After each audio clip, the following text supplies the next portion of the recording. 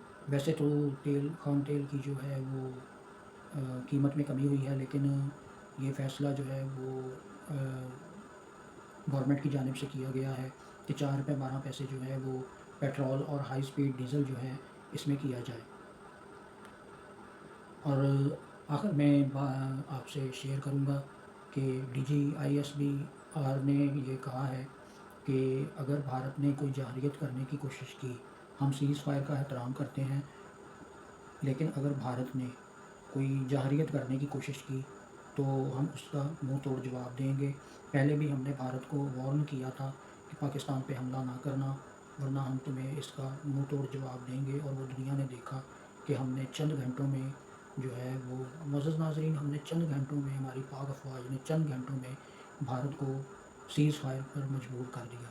تو پاکستان جو ہے وہ امن کا خواہاں ہے، اور پاکستان کسی قسم کی جنگ نہیں چاہتا، لیکن پاکستان کی جو امن کی خواہش ہے اسے اس کی کمزوری نہ سمجھا جائے۔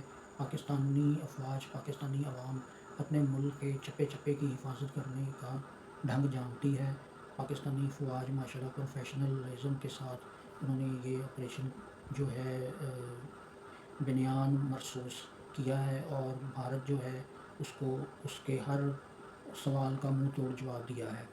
تو معزز ناظرین کرام، یہ تھا ہمارا آج کا ولاگ۔ امید ہے آپ کو پسند آیا ہوگا، اور چلتے چلتے آپ سے پھر وہی ریکویسٹ ہے کہ چینل کو سبسکرائب کر دیں، ویڈیو کو لائک اور شیئر کر دیں، بیل آئیکن کو پریس کر دیں تاکہ ہماری یہ چھوٹی سی کاوش اور لوگوں تک بھی پہنچ سکے۔ اس کے ساتھ ساتھ اب اپنے ہوسٹ ندیم جاوید کو اجازت دیجیے، اور اگلے ولاگ تک آپ سے اجازت چاہتا ہوں۔ اللہ حافظ۔ چلتے چلتے پاک فوج زندہ باد، پاکستان پائندہ باد۔